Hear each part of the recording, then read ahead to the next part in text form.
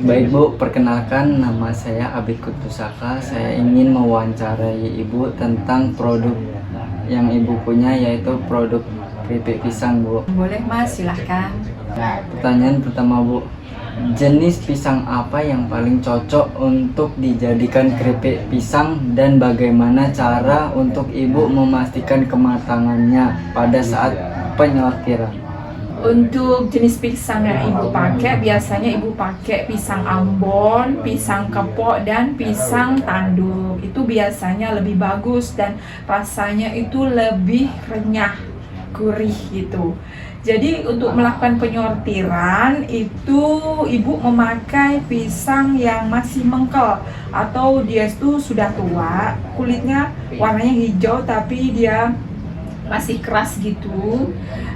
Kalau terlalu matang juga nggak bagus Mas, karena kalau terlalu matang itu bakalan ada kandungan gula yang tinggi dan itu akan bikin keripiknya gampang gosong gitu. Jadi kami melakukan penyortiran di situ. Dan bagaimana cara Ibu mengatasi masalah oksidasi pada pisang, daging pisang berubah warna menjadi coklat setelah dikupasi?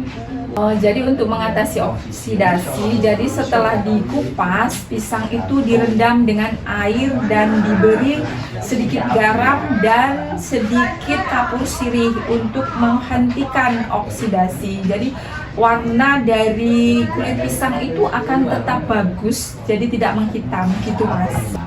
Apa saja tahap utama dalam proses produksi keripik pisang dari awal hingga siap kemas Bu? Jadi proses pembuatan keripik pisang Ibu itu dari mulai pengupasan buah, kemudian pencucian, terus penirisan, dan lanjut ke penggorengan. Kemudian setelah digoreng itu ada proses penirisan minyak, jadi agar minyaknya itu tuntas. Terus kemudian setelah itu, atau itu termasuk di spinner gitu ya Mas ya, untuk mengeringkan minyaknya. Kemudian dikasih rasa, jadi varian rasa Ibu itu ada banyak, rasa coklat gitu ya. Setelah itu diberi rasa coklat, kemudian packing sehingga menjadi produk jadi seperti ini. Bagaimana cara menjaga agar keripik pisang menghasilkan tekstur yang renyah, sempurna, dan tidak keras? Jadi selama ini Ibu memakai teknik pemilihan pisang itu yang benar-benar sudah tua ya Mas. Jadi waktu menggoreng keripik pisang itu juga apinya harus stabil. Jadi nggak boleh terlalu besar ataupun kecil gitu. Terus kemudian setelah itu untuk pengeringan minyaknya itu agar tetap terasa renyah, terus disimpan di tempat yang benar-benar tertutup gitu. Jadi biar nggak gampang melempem setelah proses penggorengan gitu Mas.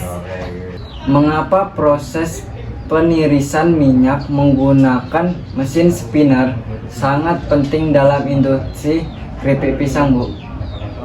Sangat penting ya Mas, soalnya kalau mesin spinner itu berguna untuk meniriskan minyak. Jadi agar menjaga keripik pisang Ibu ini tetap renyah dan tidak gampang tengik.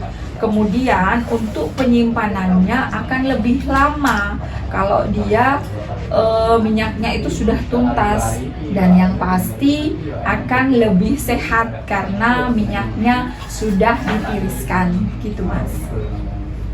Bagaimana Ibu menerapkan standar sanitasi dan keselamatan kerja di ruang produksi keripik pisang? Ibu selalu memakai masker, sarung tangan, dan celemek. Untuk lantai Ibu selalu jaga agar tidak licin, jadi tidak terjadi kecelakaan kerja. Dan untuk alat produksi seperti pisau dan wajan penggorengan itu Ibu selalu cuci bersih setiap kali mau menggunakannya. Dan setelahnya pun harus, setelah pemakaiannya harus sudah memang bersih lagi begitu. Dan untuk kompor itu memang selalu dicek, seperti keamanan gasnya itu selalu dicek agar tidak terjadi kebakaran seperti itu. Baik Bu, pertanyaan terakhir. produk apa saja dan rasa apa saja yang biasa Ibu produksi tiap harinya? Di tempat produksi ibu ini membuat keripik pisang itu aneka rasa. Jadi ada yang original, ada yang coklat, ada yang coklat bubuk. Kemudian ada varian barunya itu ibu buat coklat lumer. Jadi coklat lumer, aneka rasa seperti stroberi, coklat susu, kemudian tiramisu dan lain-lain. Dan kemudian ibu kasih varian kacang gitu. Jadi banyak sekali varian rasa di tempat ibu buat keripik pisang ini. Baik Bu, terima kasih atas waktu dan kesempatannya. Ilmu yang Ibu berikan bermanfaat bagi saya. Terima kasih banyak Bu ya. Baik Mas, sama-sama. Semoga Mas juga sukses untuk kedepannya.